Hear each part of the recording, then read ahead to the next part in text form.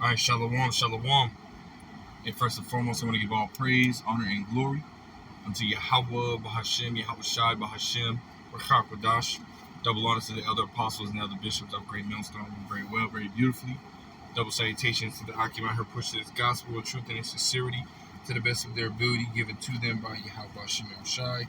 Peace, blessings, and salutations be unto the elect scattered abroad. May the election of Yahweh Bahashem, Yahweh Shai, Lord willing, fall upon your houses. Amen. So a title that came to me earlier, while I was basically just sitting there meditating, man, and one of the titles, or really a few titles, but one of the titles, that stuck out was, waiting, waiting upon the Lord, man. And that's in the present time, that's exactly what we're doing, man. We're waiting upon Yahweh Bashim Shai. So the first precept, because I was getting a few precepts together, first precept that, that I was looking at is Psalms, the 123rd chapter, right? Which I'm going to start with there. It says, Psalms 123, it says, unto thee lift I up mine eyes, O thou that dwellest in the heavens. Behold, as the eyes of a servant look unto the hand of their master, and as the eyes of a maiden unto the hand of her mistress, so our eyes wait upon the Lord Yahweh Ba'ashem Yahushai until he have mercy upon us, right, man? And what is it, what does it mean to, to ultimately wait? I had looked that up, what does it mean to wait on somebody, or what does it mean, to wait on someone or something, right? And ultimately goes into to stay in or delay action, until a person arrives or a particular time and event, and when it says stay in, what are we staying in, man? We're staying in these scriptures, man. As Yahweh Shai had commanded us to do. As it says in, and I got it right here, 1 Timothy 4 in verse 13, it says, till I come, give attendance to reading, to exhortation, and to doctrine, right? So that's what we're doing, man. We're waiting upon the Lord, man. And that entails us, reading, studying, constantly praying, constantly, tweaking, this way of life that we have, man, and squeezing out, all that Babylon juice, and ultimately, getting soaked, in the words of Yahweh Bashim Al Shai, which ultimately takes time. But nonetheless, this is what we do, this is what we're doing. This is what we should be doing, right? We should be constantly waiting upon the Lord, and that entails many different things, man. Being brotherly, being in order, trying to follow the law, statute, commandments to the best of your ability, man. Trying to serve Yahweh Bashim Shai to the best of your ability, proving your faith, proving your fear to Yahweh Bashim Shai by doing what He says. All these things, and some, some that weren't named, basically make up waiting upon the Lord, man. Being patient, right? Which patient and suffering go hand in hand, right? And we understand that we're in this captivity. We're under, our enemies, man. Ultimately because we sin. Micah 7 in verse 9, man. Bearing the indignation of the Lord because we have sinned against Him, man. And being patient, right? Waiting until He gets us out of this position, man. This is what it entails, man. Continuing on in Psalms 123, there's only a couple more verses, so we'll just get the whole thing, right? It says, have mercy upon us, O Lord, have mercy upon us, for we are exceedingly filled with contempt. Our souls exceedingly filled with the scorning of those that are at ease, and with the contempt of the proud, right, man? So we ultimately deal with, we deal with these afflictions and these sufferings in many different, aspects, man. Which the scriptures say that, we're ultimately, we're appointed unto these sufferings, man. Just as Yahweh Shai had went through it, and we're gonna go through it, man. We're gonna go through it too, man. But nonetheless, Yahweh Shai, he was patient, man. He waited, he was patiently waiting, for that glory, man. For that glory he ultimately received, in the spiritual realm, man. And being exalted and everything being, put under His foot, man. Him ruling all things, man. And that's what we're waiting for, man. You know, we're waiting for that, the exaltation, you know, or the exalting from Yahweh Shem Shah, but it's not something that we can ultimately give to ourselves, and it's not something that we can rush, man. You know, we have to, sit back, and do what is necessary in order to be able to deserve that, man. You know. So I got this right here. This is Isaiah chapter 30 and verse 18. It says, "And therefore will the Lord Yahweh Shem Shah wait, that he may be gracious unto you, and therefore will he be exalted, that he may have mercy upon you." Right, because ultimately everything the Lord Yahweh Shem Shah is doing for us and will do for us, is so that he may be exalted, man. So that he may be glorified, right? And we understand that in John the 17th chapter, Yahweh Shai prayed for the elect, right? And when he said, that he had given, his name, his father's name unto the elect, basically, and as well as his name, he and the Father are basically glorified in them, right? So the elect are going to praise the Lord's holy name, man. Yahweh Shem Shai, right? Calling upon that name in this time, right? It says, "For the Lord is a power of judgment. Blessed are all they that wait for him." Right, man. I love going into, that word blessed, man. It goes into highly favored and very fortunate, man. Because if you look at the state of the people, the mindset, a Jake can't wait on shit, man. Jake is impatient, Jake don't know what it is to really wait for anything, man. This Generation Z, Generation X, Generation Now, all this other shit, you know what I mean? They want it, in microwave speeds, man. But this is something that it's like a proper meal. It takes time to cook. It takes time to perfect that meal. You want the meats and everything to marinate and the juices, and you want that proper taste, man. This isn't no microwave, TV dinner, man. This is something that has to be prepared. This is something that's why Yahweh Shai said, "I go to prepare a place for you," man. It takes time. And this was, when Yahweh Shai was on the scene, man. Over 2,000 years ago, or almost 2,000 years ago, So this isn't something that you can ultimately rush, man. This is on the Lord's time, man. This is why we have to wait. Because yes, we want to get out of here now, man. We're tired of this fucking place, man. Scriptures say, matter of fact, let me grab that real quick and then we'll come back and finish this. This is Ezekiel chapter,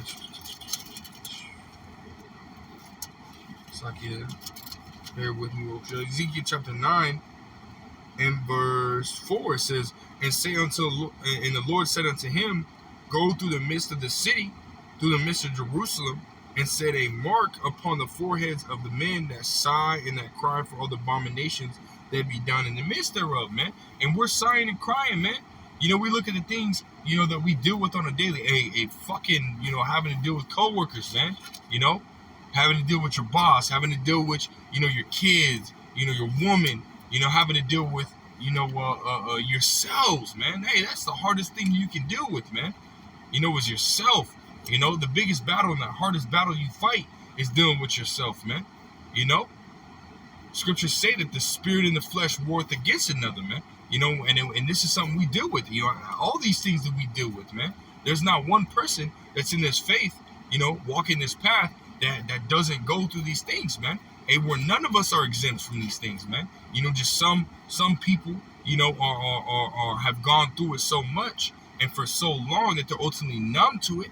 So and they've been through those situations, so they know what to do. Hey, but for those that are newer or those that haven't been dealing with it as long, hey, these things are hard, man. All these things are hard, man, and this is why we have to constantly, trust and believe and have faith on Yahweh Shem Shai, because He's the one that delivers us from these situations, man. Small and great, and great being, the time of Jacob's trouble. In World War III, that destruction that is to come. Yahweh Shem Shai is the one that delivers us from these things, man. Hey, even if you be a Jake, man, and you driving on the road and a fucking 5-0 pull up behind you, man. What do? You call upon the name of Yahweh Shem Shai, and he'll work something out to where you ultimately get through that situation. You'll have the cop either, say, give you a warning, or, let me just say, hey, you know what, just drive safe, won't even give you a warning, just say, hey, just you drive safe, man, get home, this and the third, or something, man, however it may be. That's happened to me a couple times, man, got pulled over. Really, they had no reason to pull me over, and they just let me go, man. Call upon the name of Yahweh Shem Shai, and I'm nobody. Many brothers have, ultimately dealt with these situations, but nonetheless, hey, this is what happens, man. For those that wait upon Yahweh Shem Shai, man. That's beautiful, man. That's beautiful. It's heavy, man. This is something that we should want. This is something that you should desire. You should desire, to have Yahweh Shem Shai on your side, man. Going back to Isaiah 30 in verse 19, it says, For the people shall dwell in Zion. It's like, for the people shall dwell in Zion at Jerusalem, thou shalt weep no more.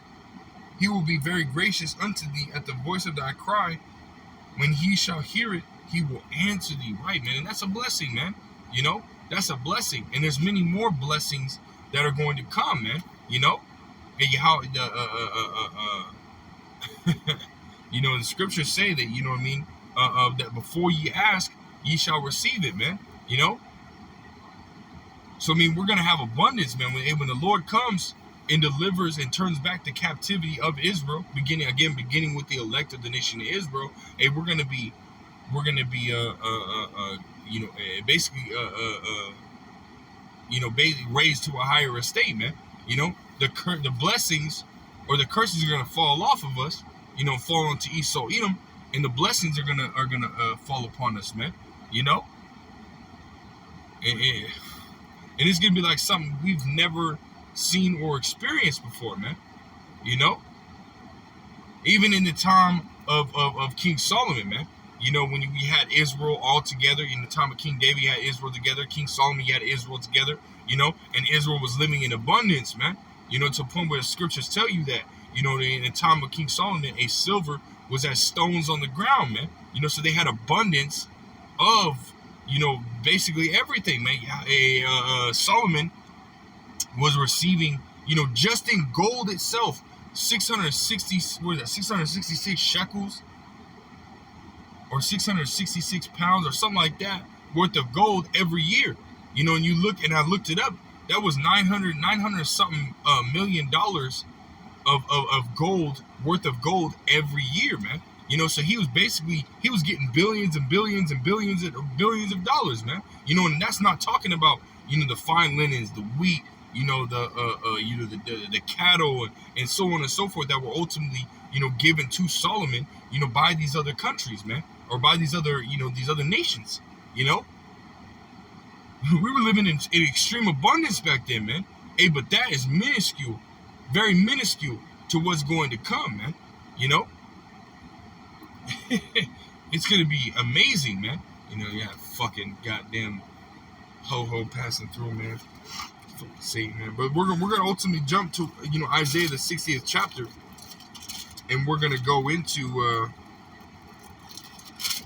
that a little bit, man. Just how it's going to look in the kingdom, man. Isaiah chapter 60. And where do we start?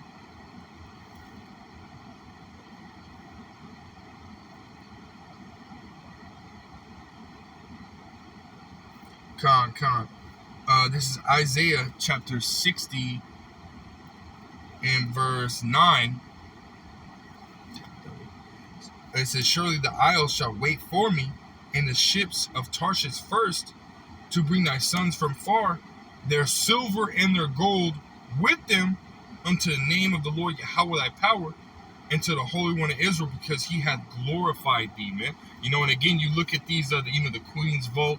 You go into, Esau, Edom, discovering, over, and I think it was, I can't remember exactly where, but where they found all that new gold, stuff like that, and brothers, doing videos on how Esau, Edom is ultimately going to come in and take all that, take all that gold and everything like that. But You look at all these places that have, the precious stones, gold, silver, this, and the third. Hey, all of that is ours, man. Scriptures talk about how all things were made for the elect's sake, man. Everything that Esau Edom has is ours, man. All the best of everything.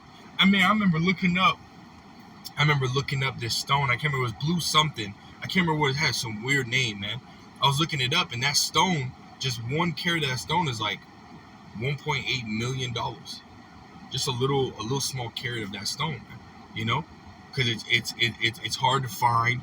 There's very little of it, and whoever has it, you know what I mean, they don't even touch it, man. They don't wear that jewelry, because it's ultimately something to be on, the shelf, something you can look at, something you can admire. And well, imagine that the Lord Yahweh Shem El Shai is going to give all those things to us, man, and we're going to have abundance of them, man. And imagine, Yahweh Shai said what, man? In my Father's house are many mansions. So, hey, we're ultimately going to be going to these different planets and different, these different galaxies and so on and so forth, and discovering new metals, right? New stones, new herbs, or whatever it may be. It's all speculation. I don't necessarily know, but it very well could happen, man. Very well could happen. It's a highly possibility. There's nothing too hard for the Lord, man. This is with the Lord. There's nothing is impossible, man. So these things very well could happen, man. And again, it's just speculation, But this is something that is like, this is, you know what I mean? This is something that, part of something that we wouldn't experience here, man. Wouldn't experience in this life, right? Let me continue on. Slakia. It says, verse 10, it says, and the sons of strangers shall build up thy walls, and their kings shall minister unto thee. For in my wrath I smote thee, but in my favor have I had mercy on thee. Right, man? Because again, we're in this captivity, man. And because of our ignorance, because of our, ultimately our disbelief, because of our, our rebelliousness, the Lord punished us, man. And he put us in this captivity, man, which is our harshest captivity. We've gone through captivity after captivity after captivity, but ultimately the Lord said, you know what? It's the last straw. I'm really going to beat your ass now, man. So he put us in this captivity under Esau Edom, man, which is our harshest and longest captivity, man, And Thwadi Yahweh Shem El Shai, this is our last captivity, man, Now what's next for us is the kingdom, which we're reading about, man. It talks about strangers shall build up thy walls, man, which is again, a depiction of the curses falling off of us and falling onto Esau Edom, really the heathens, but mainly Esau Edom, right? Because in Deuteronomy, the 30th chapter, the 7th verse, it tells you. Matter of fact, let's grab that real quick. I'm constantly quoting, but let's I'm gonna start. Lord will, I can start trying to bring out more and more scriptures, right? There's Deuteronomy chapter 30 in verse 7. It says, "And the Lord Yahweh Ba'ashem El Shai, thy power will put all these curses upon thine enemies," man. Hey, we're under our enemy right now. Our number one arch nemesis is Esau Edom. Right now, we understand that the nations have a certain degree of hatred towards us. But ultimately Esau Edom, the self-proclaimed so-called white man, he has that greater or the greatest hatred for us, man. And that started going all the way back to Cain and Abel, man. To Jacob and Esau in the womb and to today, man. He says in the Lord Yahweh Ba'ashem El Shai, that power will put all these curses upon thy enemies and on them that hate thee, which persecuted thee, man. And again, it includes the other nations as well, but Esau Edom is going to get the brunt of the punishment, man. Because of what he did, man. He forwarded the affliction, and he did that in wickedness, man. He did that in complete, utter nastiness, hate, So he's going to receive the brunt of the punishment, man. But nonetheless, part of the curses is captivity. You can go in Deuteronomy 28th chapter, around the 40, from verse, 15 all the way down to verse 68, man. That you're going into captivity, being under our enemies is part of the curses, man. And those curses are going to come upon our enemies, man. You know, so that's why it's saying, and this is Isaiah the 60th chapter is a beautiful chapter, basically going in and touching on, you know, the kingdom, man, and what it's going to look like for the elect, man, you know, of the nation of Israel, right? They're gonna have slaves, man. You know, matter of fact, we can prove that again in another precept, going into Isaiah the 14th chapter. Shah, bear with me. You know, we'll just prove it real quick, man, and then we'll get back to it. It's Isaiah the 14th chapter. You know, and these are all things that we should be waiting for, man. These are all things that we are waiting for, you know. And again, we're waiting for these things by doing what is necessary in order to be approved of Yahweh Shem Al Shai, to be able to receive these things, right? It's Isaiah 14 in verse 1. It says, "For the Lord will have mercy on Jacob and will yet choose Israel and set them in their own land, and the strangers shall be joined with them, and they shall cleave unto the house of Jacob," right? So the Lord is going to turn back the captivity of Israel, man, you know, and put them on high, right? Verse 2, it says, "And the people shall take them and bring them to their place, and the house of Israel shall possess them," right? Meaning these other nations, you know, beginning with the elites of the nation Esau, Edom, right? It says, "Possess them in the land of the Lord for servants and handmaids, and they shall take them captives, whose captives they were," right? It's past tense, were, right? Meaning they're not captives of these people no more, right? But the roles have switched, right? It says, "And they shall rule over their oppressors," man. You know, because in this current state, hey, we're being oppressed, right? Hey, but soon the oppression is going to flip, right? So Edom is going to be oppressed, man. He's going to be oppressed in his dreams, in his sleep, you know? Hey, scriptures talk about meditating terror. Hey, brothers is cold when it comes to that, man. All these different things that brothers be talking about, man, what they going to do to Esau? Esau's fucked, man, you know? But let's get back to Isaiah 60 in verse 10. It says, "And the sons of strangers shall build up thy walls, and their kings shall minister unto thee. For in my wrath I smote thee, but in my favor have I had mercy on thee." Right, and that ultimate mercy is, you know, the deliverance, man, being put in the kingdom, being put on high, man, you know. Verse 11 says, "Therefore thy gates shall be open continually. They shall not be shut day nor night, that men may bring unto thee the forces of the Gentiles, and that their kings may be brought." Right, man. And because again, all these things that these damn devils have, you know, hey, we're gonna put these damn devils in chains, and we're gonna consecrate their goods, which are really ours, unto ourselves, man. We're gonna reclaim them, man. You know, reclaim everything that these damn devils stole and claimed as theirs, man. You know, and undo all the iconoclasm. You know, destroy their images, destroy these false gods. You know, and set up righteous order in the earth, man. You know, under Yahweh, Bahashim Yahweh Shai, man. You know, in perfection, man. You know. Continuing on in verse 12, it says, "For the nation and kingdom that will not serve thee shall perish, yea, those nations shall be utterly wasted." Now you look at, you know, you got these you know, these 1948ers that claim that they're the true chosen of Yahweh Shem El Shai. You got people out there that say the second covenant is established, you know, that we're in the second covenant. Okay, well, this right here proves, you know, that we're not in the second covenant, man, because this is not happening, you know. Hey, the second covenant is Israel having the law, statutes, commandments being written in their inward parts, man, you know, and them being transformed, right, from flesh and blood to that spiritual body, which is fashioned like unto Yahweh Shai's body, man, you know, that spiritual body, man, you know. We're going to be like little mini Kal-Els, man. You know, little mini Supermans, man. With Yahweh Shai being the number one, you know, Kal-El, you know, being the true Kal-El, you know. Hey, we're going to be under him, you know, and having superpowers and all these things, man. You know. Matter of fact, let me find that, man.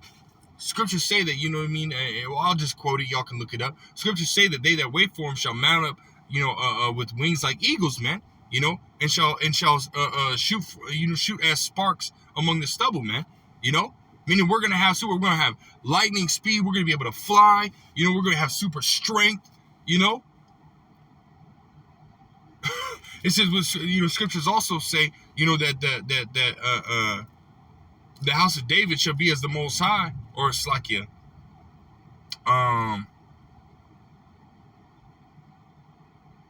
Slakia, man. Roughly paraphrasing, it should be those that are of the house of David shall be as the Most High, and those that are feeble among us shall be what, man? Shall be as David, man. And even David, scriptures talk about, he'd say, the Lord teaches my hands to war. He had said he had feet like hinds feet. All these different things, man. And King David had powers, man. But we're gonna have even greater powers than that, man. It's gonna be amazing, man. It's gonna be amazing. And that was just a little tidbit, man. A snippet. And we have no idea what it's truly gonna look like. And we just understand that it's going to take place. The Lord Yahweh Shem Shai said this is what's gonna happen, man. But again, nonetheless, these people out here, the 1948ers, the small hats, they can't be the people of the Most High, man. They can't be. The second covenant clearly is not established, man. Clearly not established. There's many scriptures we can go into that, cut that, that theology, man. That doctrine, right? It's all straight bullshit, man. Nonetheless, man. But the elect, when they get into the kingdom, they're going to be establishing, that order, directly from Yahweh Bashim Al Shai, man. And any nation that don't want to ultimately fall in order is ultimately going to perish, as we're reading, man. Verse 13, it says, the glory of Lebanon shall come unto thee, the fir tree, the pine tree, and the box together, to beautify the place of my sanctuary, and I will make the place of my feet glorious. Right, man. The kingdom is going to be like no other, man. The scriptures tell you about how the kingdom is, give you a tidbit, a snippet, or a sneak peek on how the kingdom is going to look, man. You can go to Revelations, the 21st chapter. You can go to Tobit, the 13th chapter. All manners of precious stones and metal are gonna build up the kingdom, man. And we're gonna have slaves to do it, man. God, continue on. It says, verse 14. It says, the sons also of them that afflicted thee shall come bending unto thee, and they that despise thee shall bow themselves down at the soles of their feet, and they shall call thee the city of the Lord, the Zion of the Holy One of Israel. Right, man. And that word Zion goes to Zion, which means monument, man. And we're going to be what everyone wants to be, man. We're literally going to be what everyone wants to be, man. We're going to be, the scriptures talk about, matter of fact, let me grab that. We're going to be made a praise and fame. We're going to be, we're going to be made famous, man. People are going to praise us, man. Beginning with Yahweh Shem Al Shai, man. This is Zephaniah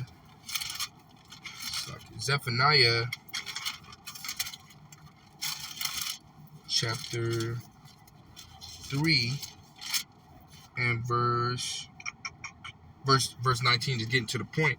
Behold, at that time I will undo all that afflict thee, and I will save her that halteth, and gather her that was driven out, and I will get them praise and fame in every land where they have been put to shame. Right. So showing you, one, that the Lord Yahweh Shem Al Shai is gonna undo this captivity that we're in, man. So everything that we're going through right now, everything that we're dealing with as of right now, is gonna be completely wiped away, man. As it says in Revelation, the 21st chapter, man, going into the third and the fourth verse, man. Where it talks about all these things that are before, are passed away, man. Meaning the crying, the weeping, the sorrowing, the afflictions, the sufferings that we go through, man. Being poor and needy, right? We're not gonna have to deal with those things, man. And this is why we have to wait, because also, as it says also in 2 Corinthians, the 4th chapter, in the 17th verse, it says what? All these things are but for a moment, man. So why? Knowing this, knowing the times that we're in, seeing that it's right around the corner, hey, why would you give up, man? Why would you look back? Hey, just continue to wait. You've been waiting this long. Why not continue to wait and endure unto the end and be able to receive all this? Why not? There's nothing left here, man. There's absolutely nothing left here, man, besides death and destruction. That's the next steps for this place, man. It's all we're already starting to see it economically, socially, spiritually starting to go down the fucking drain, Or as the elder apostle Rimlob had called it, CTD, circling the drain. Everything right now is circling the drain, and it's getting faster and getting faster as it gets to the bottom, man.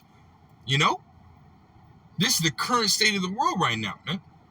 Hey, but we understand that there's something, the grass is greener for us on the other side, man. And it's right around the corner, right? Oh, where was that? Yeah, Zephaniah, I'll read it again, Zephaniah 3:19. It says, behold, at that time I will undo all that afflict thee. I will save her that halteth and gather her that was driven out, and I will get them praise and fame in every land where they have been put to shame. Right, man? Hey, the Lord Yahweh Shem Shai is going to glorify us, man. In this current state, we ain't shit, man. Yeah, you see in the current state, Jake is the best at everything.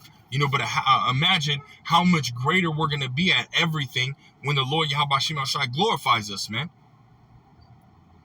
We ain't nothing but filthy rags. We ain't nothing but wretched beasts, man. In this current state, man. In this flesh, and this sinful flesh that we're in, man. Hey, our beards are going to be better, man. We're not going to have no physical ailments. No, not dealing with no mental battles, man. We ain't going to deal with none of that shit, man. We're going to be at complete ease in the kingdom, man. Because we're going to be on top, man. Think about it, man. You look at the Rothschilds, the Rockefellers, and so on and so forth. Brothers of, you'll catch them here and there, man. Very few and far between. They hardly ever come to America, man. They live outside of America. But you look at their, their mansions and their lots and, or their acre, their land and this and the third, man. And they don't want for shit, man. Scriptures even say that they basically want for nothing, man. They're not in trouble as other men. They're good. They're straight. They're smooth criminal, man. And imagine us being in a better estate than them. And we've never experienced their estate, right? But we're going to be in a better estate than them. And you're telling me you don't want that? Come on, man. I'm a wait, man. Lord will, Yahweh Shem Shai keeps his spirit on all of us, man. To be able to endure, man. But I want this. I don't want what they got. I want more than what they got, man. Because all of what they got is ours. Let's go back to it.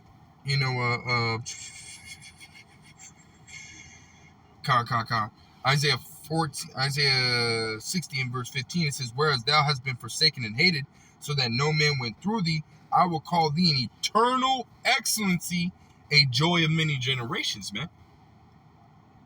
A joy of many generations, man. An eternal excellence. We're going to be perfect. Perfect. No one can say that they're perfect, but we're going to be able to say that we're perfect in every way because of Yahweh Shem Shai, man. I remember calling the brother Kaya, from, here in the GMS Phoenix camp. I remember calling that brother, man, and talking to that brother, man, and just, just meditating on these things, man.